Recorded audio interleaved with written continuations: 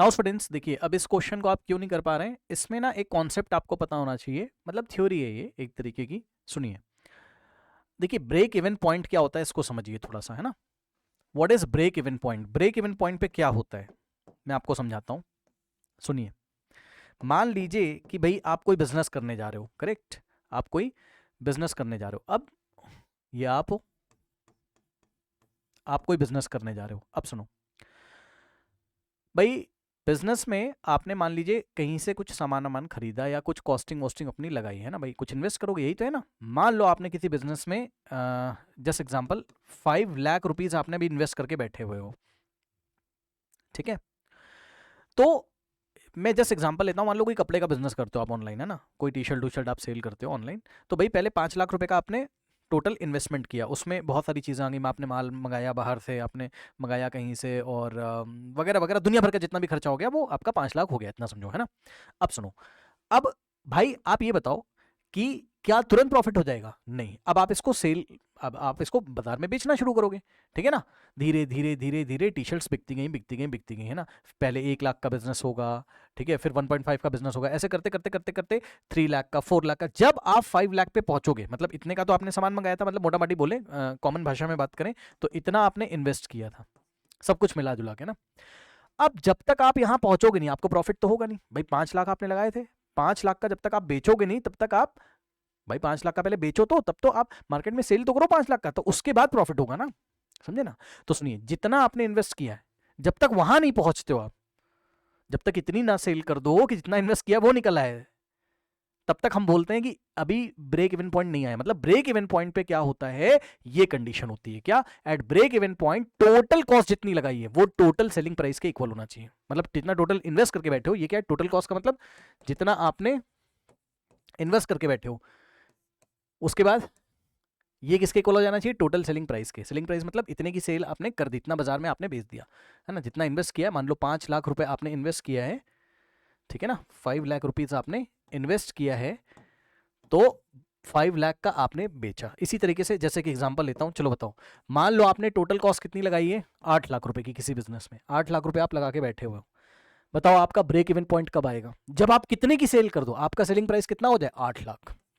जब दोनों इक्वल हो जाएंगे तब आप बोलोगे हाँ भाई मेरा पैसा निकल आया है, बिजनेस में ब्रेक इवन पॉइंट आ चुका है, मेरा पैसा निकला है, अब जो मैं बेचूंगा वहां, मतलब अब आपके पास जो भी माल बचा होगा, भी ऑब्वियसली बचा होगा, क्योंकि ला रहे हो 10 रुपए में, बेच रहे हो 12 रुपए में, है ना, तो 2 रुपए का प्रॉफिट ले रहे होगे, या ला रहे हो 10 का, बेच रहे हो 15 रुपए का, 5 रुपए का प्रॉफिट ले रहे हो, ठीक है ना, पर पीस पे, हर एक पीस पे, हर एक आइटम पे, तो प्रॉफिट आप निकाल रहे हो। लेकिन जब ये दोनों इक्वल हो जाते हैं, अभी भी आपके पास टी शर्ट्स बची हुई हैं, अब एक्स्ट्रा जब बेचना शुरू करोगे, इसके बाद जब 8 लाख का बेच दोगे, तो जो निकल के आएगा वो आपका प्रॉफिट होगा, है ना, ये चीज होती है। तो ब्रेक इवन पॉइंट पे क्या होता है, ये याद कर लीजिए, at break even point total cost is equal to total selling price. अभी कोई नई चीज नहीं है, जब उसने क्वेश्चन आपको दिया, ठीक है, तो उसने ये बात मेंशन कर दी, पढ़ो, कह रहा the break even point of a new flavour ice cream is the number of unit sold at which the total cost of the ice cream is the same as the total selling price, है ना। उसने break even point को define किया, क्या किया, उसने कहा the number of unit sold at with the total cost price. देखो, कह रहा है कि जब टोटल कॉस्ट प्राइस किसके इक्वल हो जाता है, टोटल सेलिंग प्राइस के। पढ़ो पढ़ो पढ़ो, जब टोटल कॉस्ट प्राइस किसके इक्वल हो जाता है, टोटल सेलिंग प्राइस के। यही मैंने बताया, जब टोटल कॉस्ट प्राइस मतलब जितना बिजनेस में इन्वेस्ट किया, जब वो टोटल सेलिंग प्राइस के इक्वल हो जाता है, तो हम बोलते हैं कि ब्रेक इवन पॉइंट आ चुका, ठीक है। अब सुनो, चलो मैं आपसे पूछता हूं, आप ही बताओगे मुझे। उसने बोला द पार्लर लॉन्चेस अनदर, अब ठीक है, जो भी पार्लर था, आइसक्रीम वाला बंदा था, अपना पार्लर चलाता है वो, अब उसने एक और ब्रांड लॉन्च किया, आइसक्रीम का फ्लेवर लॉन्च किया, हुज फिक्स कॉस्ट इज इतना। सुन लो ध्यान से भाई, आपने कहा मैं ना आइसक्रीम का एक और फ्लेवर लॉन्च करना चाहता हूं, मैंने कहा करो। मैंने फिर तुमसे बात करी, मैंने कहा ये बताओ, ध्यान से सुनो, ये तुम हो, तुम एक और फ्लेवर लॉन्च करने जा रहे हो, मैंने कहा ये बताओ तुम्हारी फिक्स कॉस्ट कितनी आएगी, तो तुम बोलोगे मेरी फिक्स कॉस्ट आ रही 10,000 रुपए, मेरी फिक्स कॉस्ट आ रही। फिक्स कॉस्ट का मतलब है अब जो भी माल वाल कहीं से कुछ मंगाना हो, है ना, रॉ मटेरियल जो भी आपको मंगाना हो, ₹10,000। तुमने बोला भाई देखो ये तो मुझे देना ही पड़ेगा, मैंने कहा और ऐसा थोड़ी ना कि 10,000 ही आपको लगना है ना, वेरिएबल वेरिएबल कॉस्ट भी तो होती हैं, वेरिएबल कॉस्ट भी तो होती है। जैसे जस्ट एक एग्जांपल दूं छोटा सा, जैसे मान लो आइसक्रीम है, उसकी पैकिंग, भाई आइसक्रीम है, मान लो कोई आइसक्रीम को कोन शेप में पैक करना है, तो पैकिंग के भी तो पैसे लगेंगे, पैकिंग के भी तो पैसे लगेंगे, तो ये सब वेरिएबल कॉस्ट में आ जाता है ना। मतलब हर एक पीस को बेचने के लिए बाजार में, हर एक आइसक्रीम के पीस को बेचने के लिए बाजार में आपको वेरिएबल कॉस्ट भी तो देना पड़ेगा। अगर सुनो, लास्ट में जाके पढ़ो, कह रहा find the total number of units at the break even point of the other new flavour. मतलब जब उसने न्यू फ्लेवर लॉन्च किया तो आप मुझे बताओ कि ब्रेक इवन पॉइंट आने आने तक बताओ उसने कितने नंबर ऑफ आइसक्रीम्स बेच दिए है ना। तो लेट, ध्यान से सुन लेना पहले, लेट द नंबर, एनओ का मतलब number of units, let the number of units at the break even point, at the break even point be X, है ना। मान लिया कि जब ब्रेक इवन पॉइंट आया, ब्रेक इवन पॉइंट आने का मतलब है टोटल कॉस्ट जितना लगा is equal to total selling price, है ना। तो उसने कितने नंबर ऑफ यूनिट सेल कर दिए हैं, उसने एक्स, और एक्स की वैल्यू ही आपको बतानी। चलो वापस से चलते सवाल में, मैं आपसे क्या बात कर रहा था, मैंने कहा हाँ भाई ये बताओ तुम नया ब्रांड लॉन्च कर रहे हो या नया फ्लेवर लॉन्च कर रहे हो, तुमने कहा हाँ। मैंने कहा ये बताओ कितनी फिक्स कॉस्ट आएगी, तुमने बोला 10,000 रुपए। मैंने कहा अच्छा। मैंने कहा ये बताओ क्या यही तुम्हारी टोटल कॉस्ट है, तुम बोलोगे नहीं नहीं ये टोटल कॉस्ट नहीं, वेरिएबल कॉस्ट भी तो है। हमने कहा कि क्या क्या, तुम गिनाने लगे, पैकिंग है, ये है, वो है, जो भी है। तो मैंने कहा ये बताओ एक पीस पे, एक पीस या एक यूनिट, बोलो जो बोलना है बोल दो, है ना। एक यूनिट पे तुम्हारी वेरिएबल कॉस्ट कितनी आ रही बताओ, वेरिएबल जो इधर उधर की कॉस्ट होती है ना, पैकिंग वगैरह वगैरह। मैंने कहा कि भाई ये बताओ एक यूनिट पे तुम्हारी वेरिएबल कॉस्ट कितनी है, तो तुमने बोला ये देखो variable cost is ₹40। Variable cost का मतलब ही होता है एक यूनिट बेचने पर इतना आपको वेरिएबल कॉस्ट लग जाएगा, तो एक यूनिट बेचने पर इतना लग रहा है ना, बात समझो। सॉरी, एक यूनिट बेचने पे कह रहा हूं, एक यूनिट पे वेरिएबल कॉस्ट इतना आ रहा है, मतलब इतना और तुम्हें देना पड़ेगा, ठीक है ना। मतलब ये तो फिक्स लगा ही रहे हो, हर एक यूनिट पे तुम्हें इतना और इन्वेस्ट करना है, आप समझो। मतलब समझो, मैं अगर तुमसे ये पूछूं कि ये बताओ भाई तुम्हारी टोटल इन्वेस्टमेंट कितनी आ रही है, टोटल इन्वेस्टमेंट कितनी आ रही है, मतलब सर मतलब तुम्हारी टोटल कॉस्ट बताओ कितनी आ रही है, टोटल कॉस्ट तुम्हारी कितनी आ रही है। तो तुम मुझे ये 10,000 रुपए नहीं बताओगे, तुम बोलोगे देखो भाई 10,000 रुपए तो है ही है ना। मैंने कहा अच्छा, मैंने कहा और प्लस प्लस, और तुम बोलोगे वेरिएबल कॉस्ट भी तो है, ये कैसे भूल गए। तो वेरिएबल कॉस्ट सिर्फ 40 रुपए नहीं है, समझो जरा, सिर्फ 40 रुपए नहीं है ना, 40 नहीं है। ये वेरिएबल कॉस्ट का मतलब ही होता है कि एक यूनिट पे तुम्हें इतने का और खर्च आएगा, वेरिएबल जो कि भी तुमने गिना नहीं है ना। तो ये बताओ तुम्हारे पास कितनी यूनिट है, बताओ एक्स है, तो एक यूनिट पे वेरिएबल कॉस्ट कितना है 40 रुपए, तो एक्स यूनिट पे कितना हो जाएगा 40 इंटू एक्स।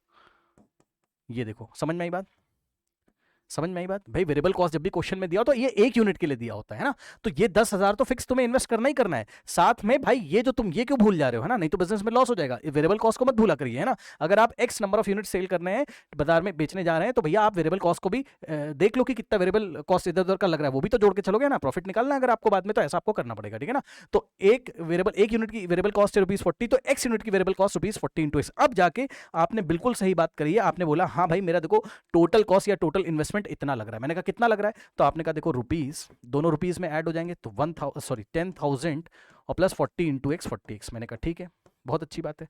मैंने कहा अब मैंने आपसे बात करी, मैंने कहा ये बताओ यार तुमने इतने रुपए इन्वेस्ट कर दिए, तुम बोलोगे हाँ भाई कर तो दिए।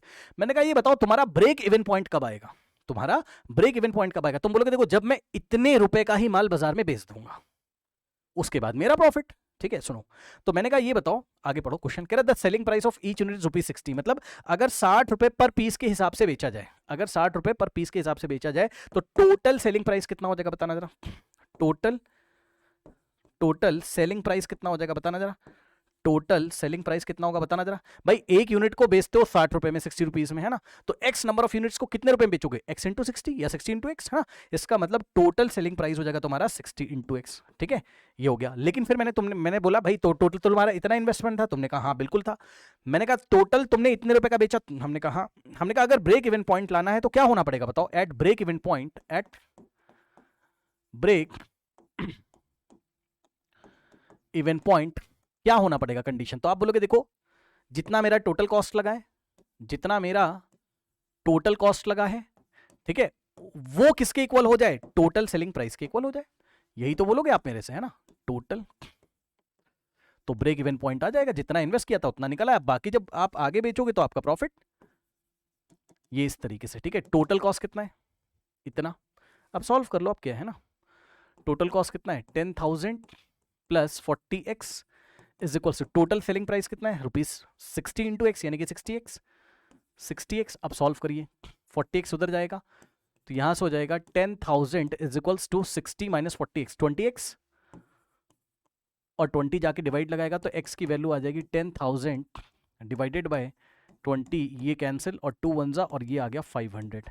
सो आपने कितने नंबर ऑफ यूनिट्स मतलब ब्रेक इवन पॉइंट लाने के लिए आपको कितने नंबर ऑफ यूनिट सेल करना पड़ेगा? 500 तो करना ही पड़ेगा, तब जाके तुम ब्रेक इवन पॉइंट पाओगे। जब 500 के ऊपर जाओगे, नेक्स्ट आइसक्रीम जब बेचोगे, फिर नेक्स्ट आइसक्रीम, तब प्रॉफिट में आना शुरू होगे, समझे? ये चीज है। तो x is equals to 500 units. So the answer is the number of units at the break even point be या इज 500 यूनिट्स, इस तरीके से, करेक्ट।